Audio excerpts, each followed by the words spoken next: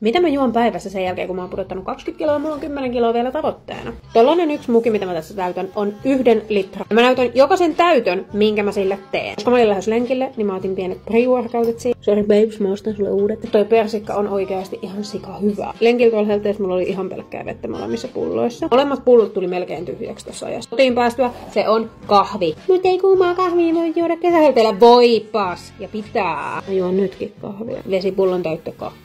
Pitää paheista isoin tepsimaa. Mulla on kyllä kouta, mun pitää juoda vettä aina kun mä juon mitään, missä on hiilihappoja. Se tavallaan puhdistaa sen paletin. Pahe 2. Ja pullon täyttö 3. Ollaanko me 3.